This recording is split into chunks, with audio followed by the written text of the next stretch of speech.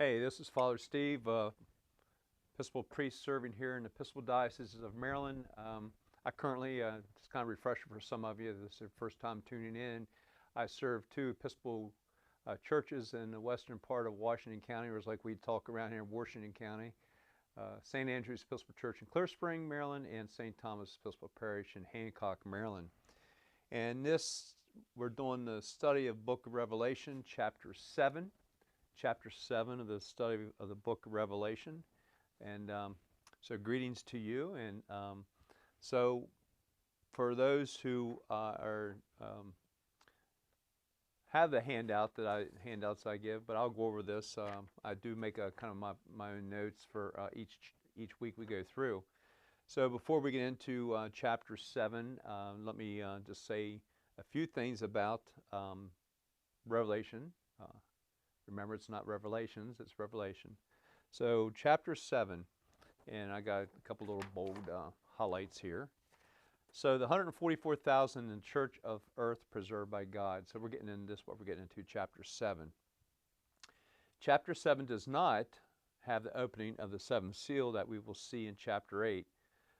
But John interpolates two separate visions between the sixth and seventh seals.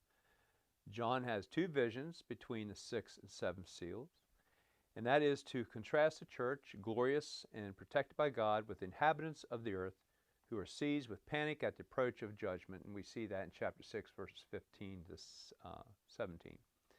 So we look at the first vision. John sees the people of God on earth placed under divine protection against the coming adversity. And the second vision we see in chapter 7 encouraged the servants of God to persevere unto death. And then we look at verses 1 through 8, the church on earth preserved by God. So we talk about the four corners of the earth. The earth is seen as a rectangular surface. We see this in Revelation 28, and also go back to Isaiah chapter 40, verse 22. The favorable winds were considered to come from the sides of the earth, while unfavorable arose from the corners. The four winds symbolize the destructive forces of this world and bring the last day. We see that in Daniel chapter 2, verse 7, and Zechariah chapter 6, verse 5. So it's 144,000. This kind of like, it's always a good discussion. So we have 12 times 1,000. So the number 12 is seen as the number of perfection. The second number 12 corresponds to the tribes of Israel, the 12 tribes of Israel. 1,000 indicates a very large number, and 144,000 symbolizes the multitude of the elect whose real number is known to God alone. So, let's move on beyond this 144,000. We begin to look at verse 9. Verse 9.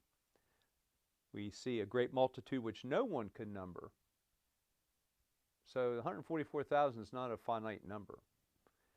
So if this sounds familiar when we get into Revelation chapter 7, verse 9. If this sounds kind of familiar, it is one of the chosen readings we do in the Episcopal Church for a burial service. So that's why it may sound familiar to you. And then the church in heaven glorifies God, and that's verses 9 through 17 in chapter 7. After the final test, the multitude of Christians victorious over persecution appear in full glory. Okay. So again, I am using this study guide from N.T. Wright. N.T. Wright for Everyone Bible Study Guides. Revelation, 22 studies for individuals and groups. This is a book that I use, other than other sources. This is a book that I use for questions that we use for this Bible study. So let's take a little look in here into N.T. Wright's book. And he writes this, kind of a little preamble to chapter 7. Sometimes you're in the middle of a nightmare which seems so real, so powerful and so horrible that when you wake up you can hardly dare to believe that was only a dream, that the accident didn't happen, that so-and-so is still alive after all, that the monster attacking you was just in your imagination. Often it is difficult to tell which is dream and which is reality. John is facing a similar problem with the little communities to whom he is sending this book. They are about to face a nightmare.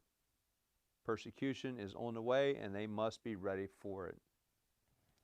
So, kind of like an icebreaker here, if you want to kind of look among yourselves or ask this question before you move on.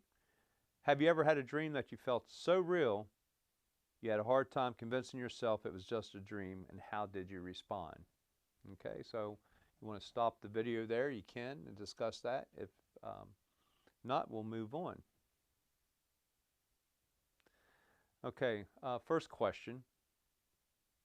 What are the angels at the four corners of the earth doing, and why? And we look at this verses 1 through 8. What are the angels at the four corners of the earth doing, and why are they doing that? Okay? And particularly verses 1 through 8 of chapter 7. Okay. Another question. The idea of harming the earth, the sea, and the trees in verse 3 is harsh. This, we remind ourselves, is God's good creation, the natural order of which he said very good in Genesis 1. It was good, remember that? And from which, as we have seen, ceaseless praise arises before God's home. Why then has authority to harm God's creation been given to the angels? Why has the authority to harm God's creation been given to these angels? Okay? You need to pause. You can pause there. Okay, we're going to move on. The third question. The seals on a scroll were the kind of a sticky wax whose purpose in the ancient world, and sometimes in modern as well, was to keep important documents secure against prying eyes. You could always tell if the seal had been broken, since it would be stamped with the mark of the one who had sealed it up. Remember the bishop's ring. You know, we had the bishop's ring marking the seal, and either on your ordination certificate or whatever. And there's still people who use wax and seal, it's still used today. So the question is, how does the term seal take on a new, though somewhat related, significance here in verses 2 to 4? How does the term seal take on a new, though somewhat related, significance here in verses 2 to 4? Okay?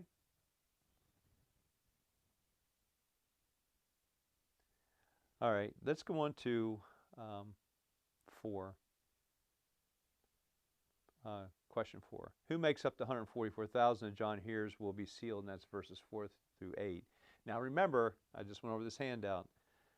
And this would be good, one of those questions that you may get down the road. Well, if there's only 144,000, where the rest of us fit in? Remember verse 9. Remember verse 9 comes after verse 8. So who makes up the 144,000 that John hears will be sealed? Okay. Now, fifth question. What benefit might the seal offer to those marked with it? Now, when I do a baptism, of course, I do the baptism at the font, wherever the font is located in the Episcopal Church I'm serving. And then when I do the oil of chrism, I go to the high altar. I say the high altar because some churches have a nave altar, freestanding altar, or just, I use the term the high altar, and I do the oil chrism up there, and that's where I do the prayer of marking the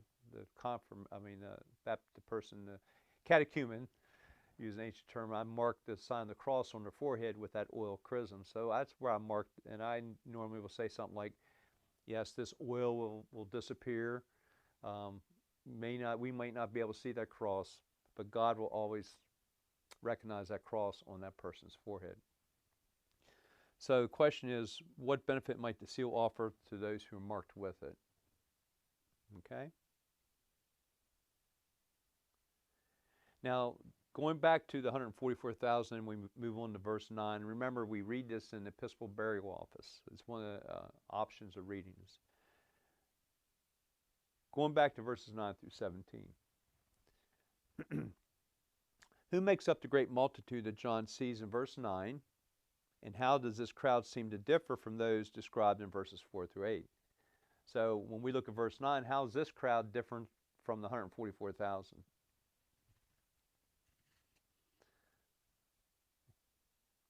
Okay, we're good?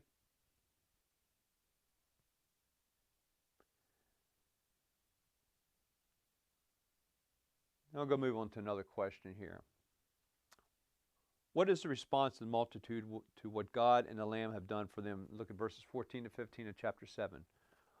What is the response of the multitude to what God and the Lamb have done for them? And we looked at this in verses 14 to 15 in chapter 7. What is the response of the multitude to what God and the Lamb have done for them? Okay?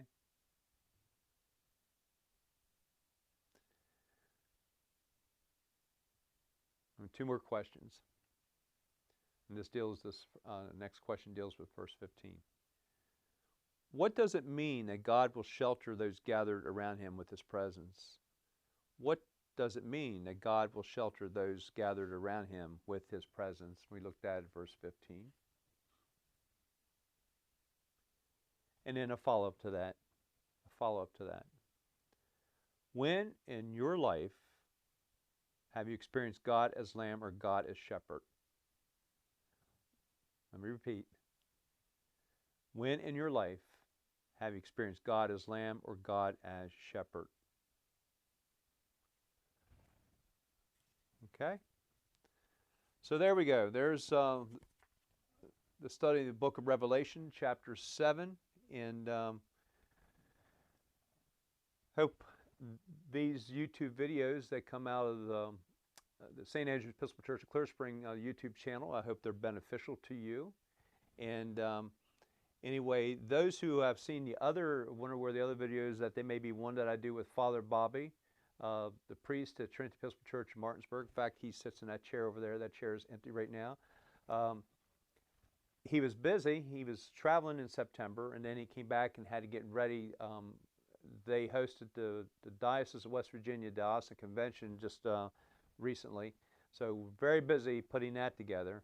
So we will be back recording here in a few weeks. That day may be one, and we will be talking about the lectionary and some other topics, and we do some tongue-in-cheek things. But anyway, there you go.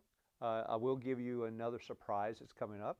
I'm going to go out of the basement of Canterbury here in the next couple weeks, and I'm going to put another backdrop there, maybe something more fall, more Thanksgiving-y or more Christmassy or whatever. So I'm going to come out of the basement. By the way, this is not a green screen, okay? This is not green screen. There'll be another backdrop, and anyway, have a good one and God bless.